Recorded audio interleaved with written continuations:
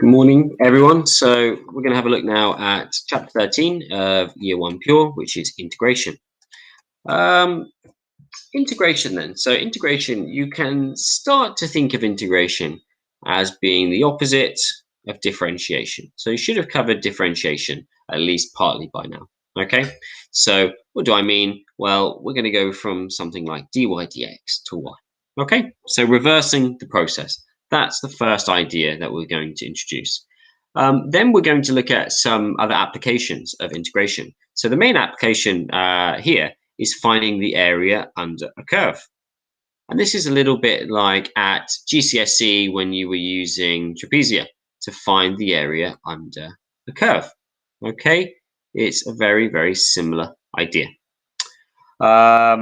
And then we extend this to finding the area, perhaps even like between lines, or using some of our knowledge of shapes as well to find more complex areas. So we've looked at already how 5x cubed becomes 15x squared.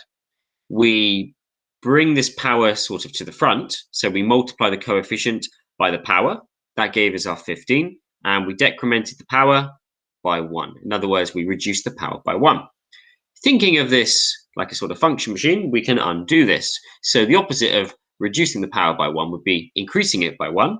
So it went from 15x squared to 15x cubed. And then how did it become 5x cubed? Well, we divided by the new power. And this is key, it's the new power. So 15x cubed divided by 3, that created the 5. Okay, and of course you can just test this yourself by differentiating your answer. So this one here, if we increase the power by 1, it will become 3x cubed, and then we divide by the new power. So if we divide that by 3, of course that's going to be x cubed. And we know x cubed becomes 3x squared anyway. There is another sort of element with this that we'll come to in a moment, but for now, let's just focus on what we do to the x terms. So we get y equals x cubed if we do this, okay? The reason why it's y is we started with dy dx, so it becomes y equals. There is an issue with this, though. If you differentiate x cubed, you get 3x squared, but you also get 3x squared if you differentiate something like this. Why? Because the 1 will disappear effectively. So this could become 3x squared, this could become 3x squared, this could become 3x squared. So when we're going backwards, there is an element of unknown. And we show this by putting a plus c at the end. So we say that, yeah, we get x cubed, but we don't know. It could be x cubed plus 5, it could be x cubed minus 8, it could be x cubed with nothing else. So we call this plus c, and it's called the constant of integration.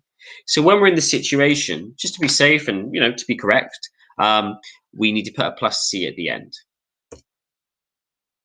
And here's an illustration for you. So you can see here when I pick x equals 1, so this line here is x equals 1, these curves would all give me the same gradient. And that's illustrated by the fact that the straight lines have the same gradient. So when we work backwards, when we calculate the antiderivative, we need to put plus c because it could be the green, the red, the blue line, or it could be another line that's not drawn here. Some more examples then. So we increase the power, so it becomes 4x to the 4, and we divide by the new power, so we get x to the power of 4. But of course, we need the plus c, because it could be x to the power of 4 plus 1, or x to the power of 4, and then minus 29. We don't know. Fractions, you're going to get a lot of fractions with integration. So the next one, x to the 6, and then you divide it by 6, or you could say 1/6 x to the 6th. Okay, with the plus c. We need to do this again with things like fractional powers, negative powers, all of that stuff. So what are we going to do? We're going to do 3x, and it's going to become 3 over 2. So if you add 1, well, that's 2 halves. So it becomes 3 over 2. We are going to do 3 divided by 3 over 2. when we divide by the new power, but this is very sort of clumsy. So a better way of doing this is, instead of dividing by the fraction, remember that dividing by a fraction is the same as multiplying by the reciprocal. So we're going to stick to this. Instead of dividing by 3/2, we're going to multiply by 2/3. It just makes things much easier to work with. Okay, so the 3 they've kept out the front, and then there's the 2/3, and so on. And when you write it like this, it's quite quick to cancel things as well, usually. So, one by one, some questions to have a quick go at. Okay, so x cubed over 3 plus c. X to the minus 4. The same policy again.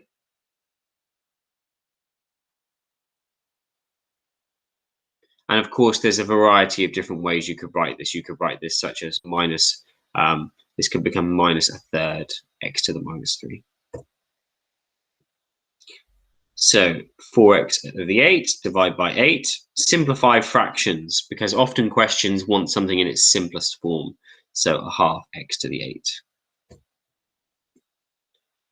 Okay, this is an interesting one. When you integrate from -2, you'll get -1. And then because your new power, okay, it's -1. Because it still has a 1 in it, the number part stays the same. However, there is a negative going on here. So this will become -6 x to the -1. Okay. What will this become? 3/4 x to the -2. And then you divide this by -2.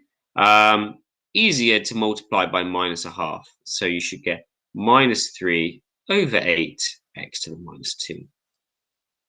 To the -2. Okay, and a few other examples here. These happen to be in terms of y. That doesn't stop you though. So this would be 4y. So this would be 4/3. And you need to divide by 4/3, but that's the same as multiplying by 3/4. So it's 3y to the 4/3. Don't forget, you can always differentiate to check this as well. 4/3 times 3 will give you 4. And then the power will be right. Okay, how do we deal with some situations like this then? Well, we can make it a little bit more difficult by putting roots and things in there, but you want to start by changing it to index form. Index form is like this, okay? No special rules for starting before 0 in the negatives and going past. This power is okay. So 4x to the half, yeah? -1/2 plus 1 is 1/2. Then we need to divide by 1/2. Divide by 1/2 is the same as what? It's the same as multiplying by 2. So you would get 8x to the half. Quickly check that this works. 8 times 1/2 when you differentiate gives you 4. So you can see that it works. It doesn't have to just be y and x either. So this is dp dx. So p takes the position of y here. So this would be p equals. And what do we have? Well, we have 5x to the -1 divided by -1, which will become -5x to the -1. Okay, the same thing again here, but with t. Okay.